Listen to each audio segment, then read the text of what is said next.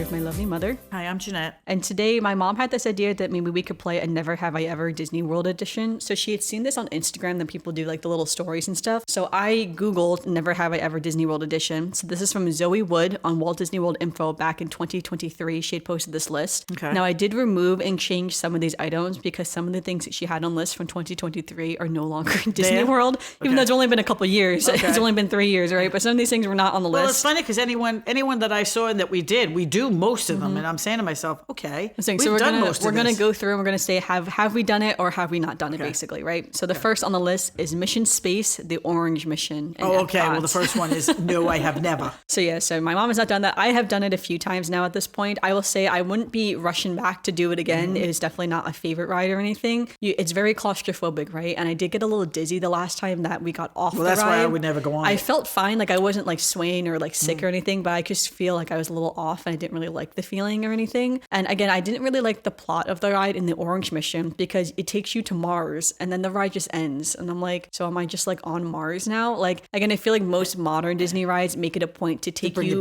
through the whole story, like a full circle. Whereas this one is like, you're just on Mars. It's like, all right. But I don't love Mission Space in the Orange Mission. And I wouldn't really do the green one because I think it would be kind of boring. But I do like the concept of Mission Space in the sense that it's one of the few non-Disney movie rides that are left in the parks, honestly, that it's fully just about space and is one of the OG things for Epcot about space exploration and everything. So I do like that aspect of Mission Space, that again, it is an OG ride and everything. But overall, the Orange Mission, again, it's just a little bit too dizzying for me. So I don't know if I would do it again necessarily. So, all right. Up next is Tom Sawyer Island in Magic Kingdom. Oh, yes. We have done it. Yeah, when we were kids. I don't have a lot of memories of it because I was pretty young when we did it, but I do specifically, I remember walking over those bridges that were like the little log tape bridges. Yes, they have those rope bridges. You have to take a little raft over. Yeah, you took the little raft over. There was more to see over there than I thought there was going to be. There was the old fort that we went through. I mean, Luke really had a good time because they had the old fort with the different things, and they had those bridges, and there was a lot of wildlife and stuff. So it really was an interesting little trip over there. It was very cute. Obviously now it's closed to make ready for Radiator Springs that's going to open in Magic Kingdom. But we did do it and it was fun back in the day. So sad that it is now closed, but it would be a fun memory at the very least. All right, up next is the Aerophile balloon. So that's the hot air balloon in Disney Springs. Oh no, we've never done that. Yep, so we have not done, never have I ever, never done that. So I think maybe one day, maybe we'll do it. I don't know. I feel like none of us are really big hot air balloon people necessarily. How much is it? I have no idea how much it is. I have no idea how much it is either, but none of us have really had interest in doing it, honestly. No, so. I don't need to see Disney Springs from up there. Well, I think you'd see a lot of the parks, see a lot right? more. You probably, because it's Florida's like being so on the flat. top of a Ferris wheel. Yeah, that, but it goes even higher. And again, Florida is such a flat area that you probably would see a lot for like miles and miles if you think about it. Like you probably could see all the way to Universal and stuff too. So I think it's definitely an interesting concept. It would be fun to do maybe. But when we were younger, my brother was always afraid of heights, so he wasn't really interested in doing something that high up. And then the rest of us just never really had a lot of interest in it. So if you've done the Aerophile balloon, we were there, it was sideways. It was moving sideways because it was so windy. Yeah, but let us know. Have you done it, and what did you think of it, and would you do it again? Because I'd be curious to see. Because we don't know anyone who's done it either. None of our friends have done it either. So I'd be curious to see what someone thought of it, to see is it really worth doing. But yeah, I don't know, just something we haven't done. All right, up next is the Enchanted Tiki Room. Well, of course, we've done that dozens and dozens of times. We just did a whole episode dedicated to the Enchanted Tiki Room, going over some of its history and some of the iterations of it around the world. So yeah, definitely one of our favorites. All right, up next is the Gorilla Falls Exploration Trail in Animal Kingdom. You've done that? Yeah, we have. So I do like the Maharaja trek better, the Asian trek versus the African trek, which is the Gorilla Falls, just because I like the animals better in that trek, the animals personally. are just, for us, the animals are just better to look at. Especially too, I love seeing the tigers. Like I think the tigers are just so cool to see on the Maharaja trek. So I think that's really fun. But the Gorilla Falls trek is also really good. It was. And we only did it. I mean, we hadn't done it since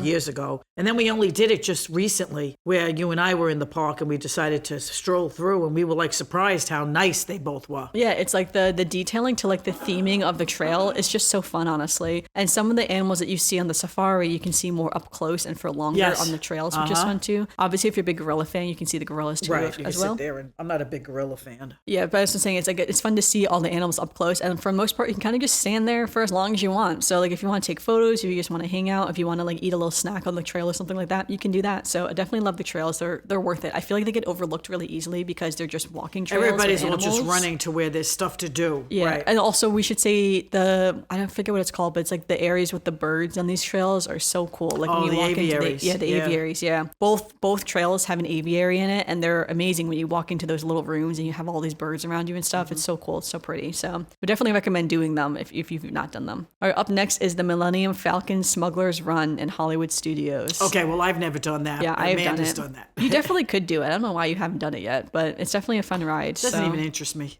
But definitely like Smuggler's Run. They are updating that show or that ride this year to include some storylines with the Mandalorian and Grogu, which is really fun. So I think that would be really cool. Right now, the general plot is that you're going to get these crystals, basically. I forget, or no, you're going to steal the coaxium containers. That is what it is. For some reason, that phrase was just escaping my mind before. I forget. You're going to go steal some energy, basically, for the most part. I'm blanking on exactly what it's called, but it's from the movie Solo. So basically, if you've seen the movie Solo, the plot derives from that movie, basically. Which some people don't know that if they've never seen Solo, because Solo kind of flopped, unfortunately. Even though I thought Solo was a great movie, but it did flop in theaters, sadly. And the Star Wars community can be harsh. Let's be real. You guys can be real harsh, okay? I love Star Wars. I'm an open book about certain things, and it's like I'm really easy to please when it comes to media. So I love all the Star Wars iterations and franchises and everything. But let me say, the Star Wars community is harsh. They really beat down on Solo, which is really sad because I thought that was a good movie. And of course, now we're not getting any more of them. So anyway, but the ride is actually based on what happens in that movie about stealing the certain energy stuff and whatever. But it is a fun ride. Definitely really like it. Obviously, doing the pilot is really fun. I actually don't really like being the pilot because it's a lot of pressure. I'm not very good at it. But I think being a gunner is the most fun because you actually have the instant gratification of like shooting things in the game.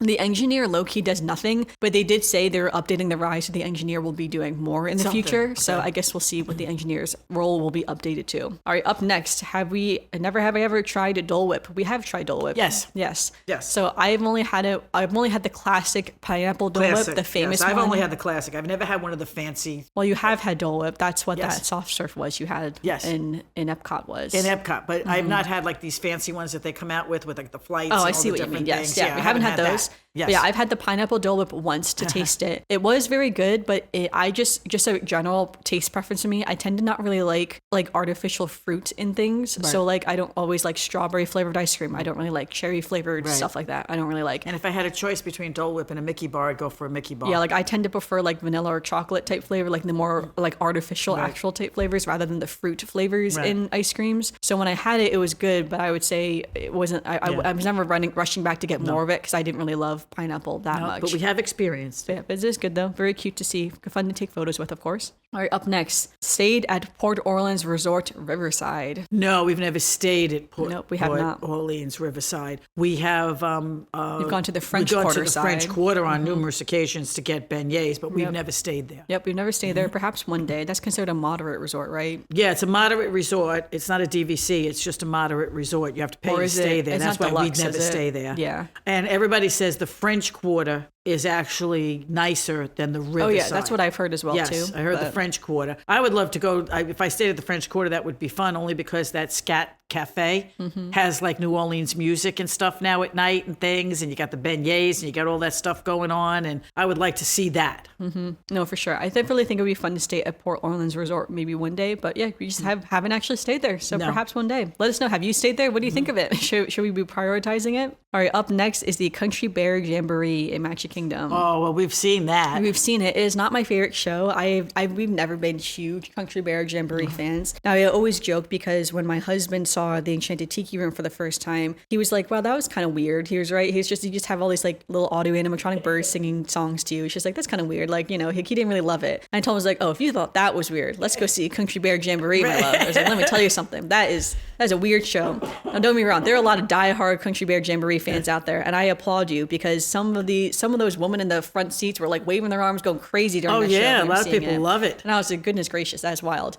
It's like I was just talking to my friend Tyler the other day about Country Bear Jamboree. I was like, to the point that I don't really like the show that much that they have changed and updated the show with new songs, and we still have not gone to see it because that is how much I just don't really care for it and don't really like it, unfortunately. But it is a southern, midwestern kind of thing. So, there's a lot of people who just love that kind of culture and that kind of thing. Oh, yeah. And again, it's a fun, knee-slapping type of music. Right. And again, if you're a fan of the movie, I mean, like some people say, they just love that movie that came out years ago. Now, what's funny is that I kind of forgot about the movie because Shannon said that she really liked the movie as a kid because there's like one Luke scene. really loved that movie? Luke Did liked we watch it in the car a lot? We used to have a video player in the car. I do. It's funny. I remember watching the movie, but what's funny... the movie was cute. But what's funny is that the show isn't really related to the movie that much because the show is more of the story of the kid wanting to be part of the Jamboree. Yeah. And so by the time you get there, it's like the end, whereas like this is the show, so to speak, that he would have wanted to see. So it's kind of interesting in that fashion because like not all the characters from the movie. Yeah, it wasn't are in exactly the like the movie, but the movie was a cute movie. But again, definitely not a Country Bear Jamboree fan. So sorry to everyone who are. I don't mean to be a hater, but it's just, we have done it's it. just not my favorite. Right. So, all right, up next.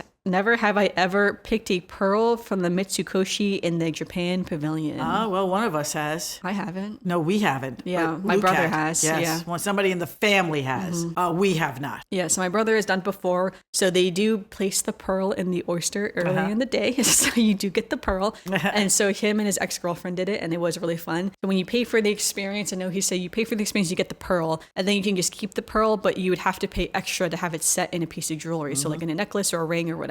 So he did do that for her. I don't remember what he did. He make a ring for her. Yeah, so it was a ring. So you paid a little extra and they set it in a ring. So you leave it, you come back later in the day and they give you the ring, right? So I would say it always looks really fun when I see other people doing it and stuff. And I will say true oyster farming is a very delicate process, and that's how I know those oysters or those pearls that's placed in the all set oysters. up, It's all fake, of course, which is a good thing because oyster farming needs to be delicate for the health and the life of the oyster. There's all people behind them screaming and yelling and getting excited, and it's always crowded. Yeah, it's just for funsies, right? Now everyone gets a pearl, but you don't know what kind of pearl you get. So that's kind of what the gamble is, because some people get the really nice, more high quality pearls, and sometimes you just get like a regular pearl, just like a really nice, just classic pearl. So I do think it's fun. It's funny because I am actually a big pearl person, which I feel like as someone who is very against animal cruelty and stuff, I wouldn't be a pearl person. But again, a lot of oyster farmers are very sustainable in how they farm the pearls, that it does not really hurt the oysters. Again, it's just a natural process for the oysters. And again, it's very sustainable. Like the oysters live very long, happy lives. It's like they're not being killed for their pearls. Well, no, these oysters that do pearls aren't eaten, of course, because there's only certain types of oysters you can make a pearl. So, but when you get into the whole world of oyster farming, it's very interesting how pearls are created. And again, that's why high quality pearls are worth so much. Because that life of the oyster making that pearl is, that's the value of it, right? So anyway, so we haven't done that. Perhaps one day we will do it. I don't know. Nope. All right, up next is the Hall of Presidents in Magic Kingdom. Okay, we've done that. Yeah, we've done that many times. We haven't done it recently in the last few years, but we have done it a few times. Again, it's one of those shows that it's like kind of boring if we're being really honest. I think it is cool to see all of the presidents on that scale, because you do realize it's like, wow, we have had a lot of presidents. Like, this is kind of wild. Yeah, but it is kind of boring, and it is kind of long, and it is kind of just, nothing spectacular, to the point where most people do say, I go in there and when it's hot out to take a nap. The most thrilling thing that happens in that show is if people decide to be political in the audience. Yes, So we've been there when that's happened. We have had that happen. Yes. We won't go into details or anything because we're a very non-political show, right? Yes. But we have had people go in there and shout certain things at some of the presidents, Yes. which was very entertaining that was from entertaining my point of that view. time, yes. It did, yeah. It doesn't usually happen, and it did start happening. It was kind of crazy, honestly, Yes. but it is fun. If you want to go in and see, like, if everyone's going to be throwing their opinions out and about, it is very interesting. Regardless of what side you're on, we very haven't been there. interesting. Yes. So I feel like that's the most thrilling part of Hall of Presidents. But all right, up next is have we played miniature golf at Disney? And we have. Yes. We've done miniature golf a few times. Now it's funny because where Disney Quest used to be, Disney Quest closed, of course. Then they opened up this basketball experience, and then they closed that during COVID. And now they're opening up Level 99, which is going to be a virtual games experience, which is basically a higher level of Disney Quest now, isn't it? Right, isn't it? But not Disney themed. Level 99 is like a brand, so to speak. They have multiple Level 99s around the world, right? So they're coming in building it. Now it's funny, when we were before Level 99 got announced, I always said that Disney should put a indoor miniature golf in that area, because I thought that would be really beneficial. And I was saying we should do different levels of miniature golf with different themes, like a villains themed one, maybe like a princess themed one, like different things like that. And I thought that would be really fun, because all of the miniature golf in Disney is all outdoors. In the sun. And we have done it. It's very fun, but Florida in general sense is 80% of the year in very hot weather. So like, do we want to go stand in the middle of the sun playing miniature golf? No. Is this relaxing? The answer is usually no, unless you're doing, I suppose, in the evening. But even then, it's just like, is this relaxing in the heat and humidity? Usually not. So I thought an indoor miniature golf would be really fun, because then you're out of the elements. It's like we've done like miniature golf with like the black light lighting, which is really cool. And the best really one fun. we did was in Canada, in Niagara Falls. Yeah, we were in Niagara Falls. That's what I was thinking. I was like, this would be so cool if we had a Disney themed one. It was upscale like that one. Yeah, I think it'd be kind of cool. But anyway, they didn't do that. They're putting in level 99. Putting in another game. Now, I will say, I've seen some things that you can do at level 99 at the other level 99s that look really fun. So I think I would be interested in doing it. I think my husband actually would have fun in some of it. I think I've seen some like people trying to do some things that were fails that are just really funny, watching someone try to do something and then like failing at it. And I feel like that would be me and him or something. But anyway, so I'm excited for Level 99 to open because I think we'll definitely try it out for sure. So, but all right, up next is Dinosaur in the Animal Kingdom. So I decided to keep this one on here because we of course we have been on Dinosaur. It's not there anymore. We have as done of right now, it is now closed to make way for the closed. Indiana Jones. All of Dino Land now is closed, which is pretty sad if you think about it. I don't miss the rest of Dino Land, but I do miss the dinosaur. I know, I did love Dinosaur. At least they're going to turn the dinosaur ride into something else. There'll be something else still there. They did say it's going to be different from the Indiana Jones ride that's in Disneyland, so it will be a different type of ride. So I'm curious to see what it's going to be. Now, I have not seen the Indiana Jones movies in so many years. It's been so many years since I've only seen seen them. the first one because I don't want to see any of the other ones. I remember when I was a kid, I watched a lot of them with my dad because my dad was a big Indiana Jones fan. But I remember some of the scenes when I was a kid were a little bit too intense for me. They're like a little bit too scary. So as an adult, I probably would watch and be like, oh yeah, like I'm fine now watching it as an adult. But I think when the land opens, I probably maybe will go through and do a rewatch of some of them. I don't like spiders, snakes, all other kind of bugs. I don't like any of that Yeah, the stuff. bugs I struggle with because I really don't like bugs. Snakes don't bother me though. But yeah, the bugs, all of I that don't like bothered bugs. me, so I only watched the first one. But excited to see that. And I'm excited to see the rest of the Central America's land. You know, again, the whole Encanto house is going to be there, which I think would be really cool. I definitely don't miss the loved boneyard Encanto. because as much as you guys would play in the boneyard, they never had any place for the parents to sit. So we couldn't go through the boneyard, but yet there was no place for you to sit. So, you know, all the time your kids were going through there, you're trying to fight to get some place to sit down. I know, right? But all right, up next, have we attended an after hours event? And Yes. we have. Yep, we've done it. We haven't done one, I would say, in recent years, but we have done it in the past for sure. We've done a did couple. The Christmas one. We've done the dessert party. Well, that's not after hours, but yeah, the Moonlight Magic and the the Christmas party were the two Yes. we've done. So the after hours event.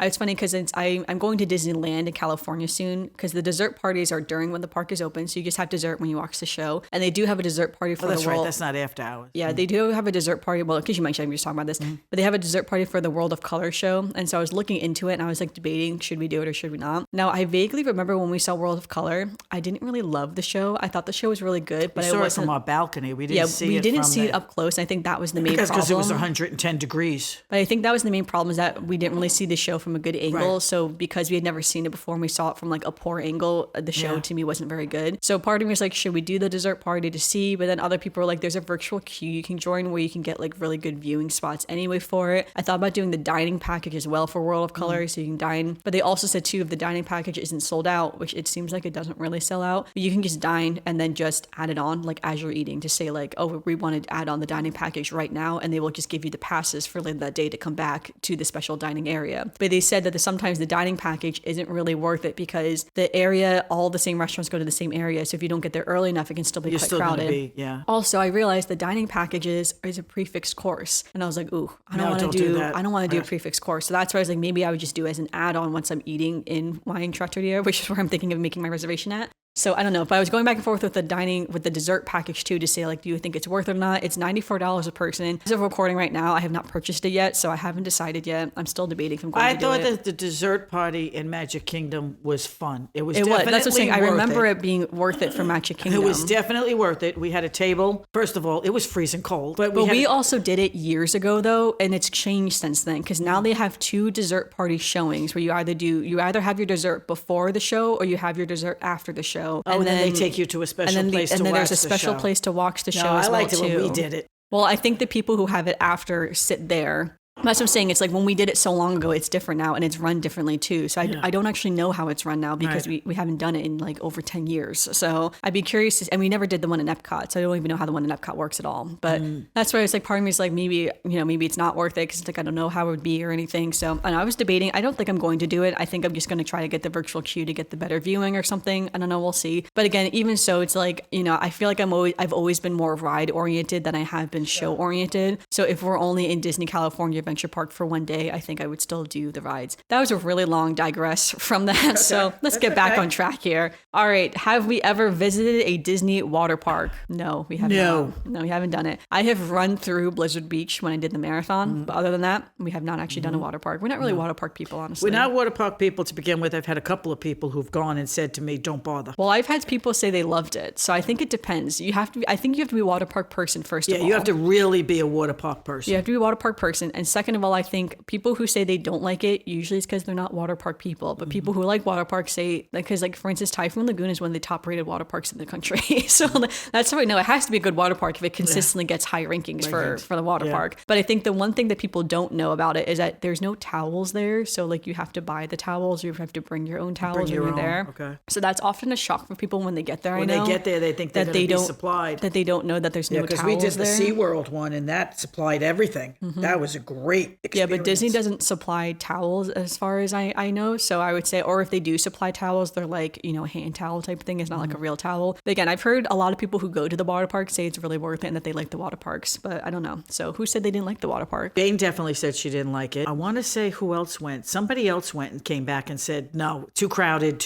it's not worth the money. Now, if you have a pass that lets you in, like if you have one of the big passes, that's different. But to pay the money to go there for the day, I've had a couple of people I know that said they weren't thrilled with it. That's fair. But we would, like I said, we would never water park people. And at the time, if I had to pay for an extra day of all of us to go to the water park, so me and Daddy could just sit on chairs all day, it wasn't worth it. We would rather go to the regular parks. Yeah, same here. But all right, up next is experienced a park tour. We have not done a park tour. No, the one time I actually tried to get a park tour, they weren't giving it. It was Christmas time. We were down there in December. We had Keys of the Kingdom tours and we had to cancel it the day before. Oh, yeah, that's right. One of them we were going because I was sick. Yeah, so one of them they weren't offering the tours. And then another time... I forgot about that one. Yeah, another time, was that the one you're sick or was that the one with Elvis? That was Elvis. I was going to say, I think that was Elvis. Home. We had tickets for the Keys to the Kingdom tour and it said you could cancel up to 24 hours in advance. And then my mom's cat got very sick and he ended up passing away. So we left the vacation early. It was like just before 24 hours. My mom had booked it when she called them to cancel it, and then she still got a full refund for it. Full money back. Yeah, but we did not. Yeah, we had to make a decision. I remember it was like really early in the morning. I went in and told you I have to go home. Yeah. So you could either stay. I was going to say, it's like I remember we had tickets,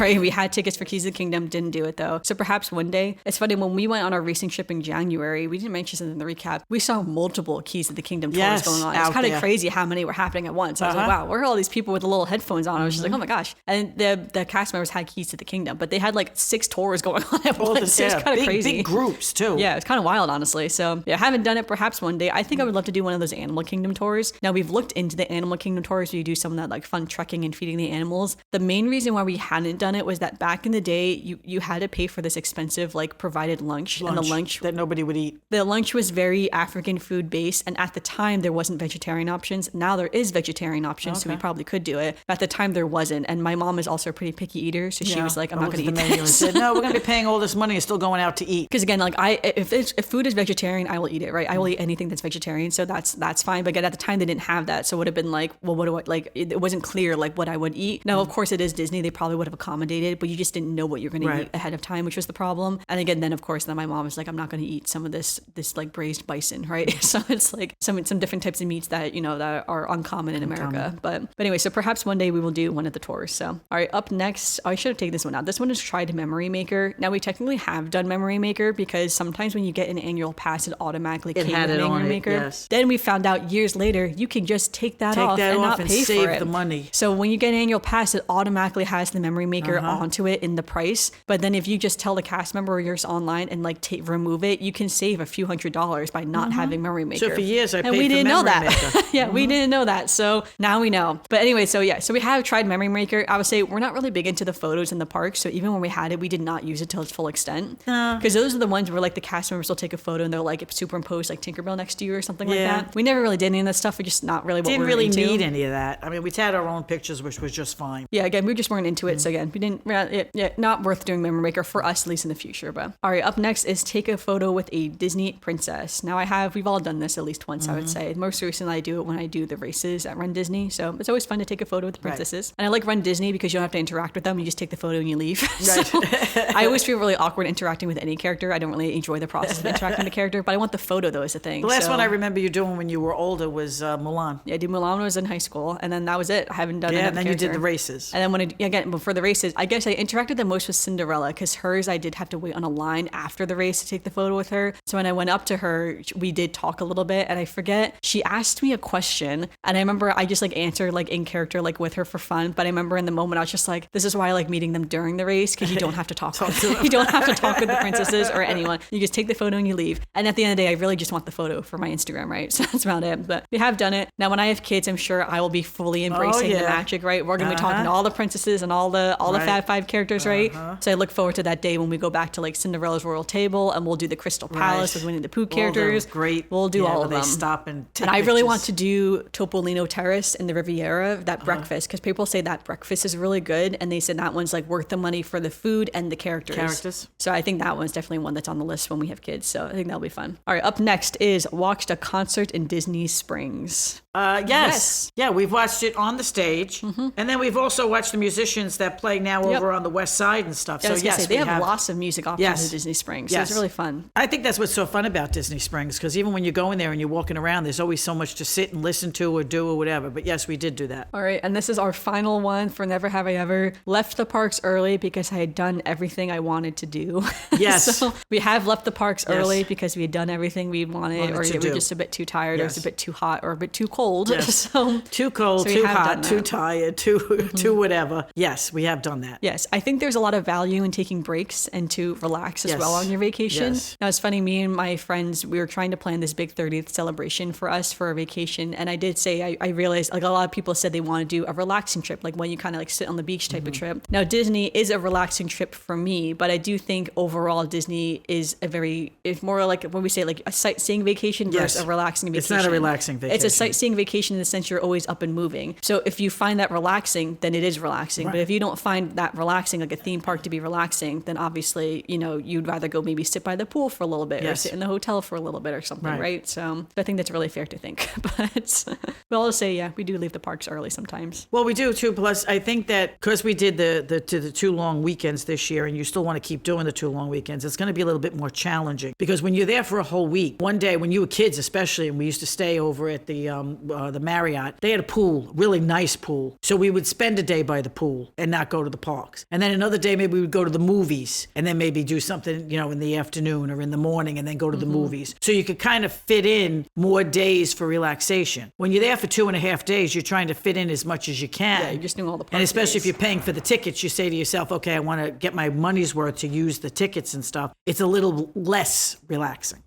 But again, I feel like to me, it's just a different type of relaxing. Yes. So it's like I do find being in the parks to be relaxing for me. Because we don't run. Yeah, I think also because it's familiar. So it's like everything is pretty familiar. We don't run. For us and for myself personally, I know. So it's like for me, it's like, it's like I'm not overstimulated in the sense that everything have to is see familiar. everything, do everything. I already know what I'm expecting to see. And so like I look forward to seeing the new things that they've added and maybe the festivals or something. But otherwise, the core foundation is kind of the same. And because we do take breaks, mostly because I demand them, but we do take breaks. We do have to sit down. I have to have something to eat, something to drink, something to revive my energy. So we do take breaks in between. Sometimes even just to like check your phone sometimes, because you do get trapped in that Disney bubble where you're like, wow, what's going on in the world, right? It's like, what's the news happening? I know.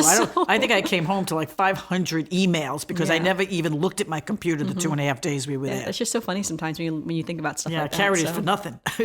But that was the 20 Never Have I Evers that came from Zoe Wood's, little list there. This was really fun. So we'll probably do another. I can probably find another list online just to talk about some random things, So, all right, up next is some Disney news. I only have one little bit of Disney news since this is a pre-recorded podcast. So this is actually a few weeks ago this was announced, but Disney Adventure World will be opening on March 29th in Disneyland Paris. This was formerly Walt Disney World Studios. So they are retitling the park to Disney Adventure World. And in this, they're basically doubling the park in size with the new, I say in quotes, Adventure Way land that's going to, and then end the world of Frozen Land as well. So these lands are going to open as well on March 29th. And they've also expanded the Avengers campus area. And they added this huge lagoon area to the back of the park, kind of like Epcot, honestly, when you look at the map. So it looks really interesting, honestly. So I think this is really great because when I went to Walt Disney Studios, it does feel like a small park. It felt like a mini park, honestly, especially in comparison to Disneyland Paris, which was huge. Disneyland Paris is a very big park. It's like Magic Kingdom. It's a huge park. Right. And then Walt Disney Studios was like 2 lands. It was like nothing. Everything felt very close together. It's like, even though you had different lands, it was all on top of each other. So I'm excited to see how this new landscape will look in this new area, especially the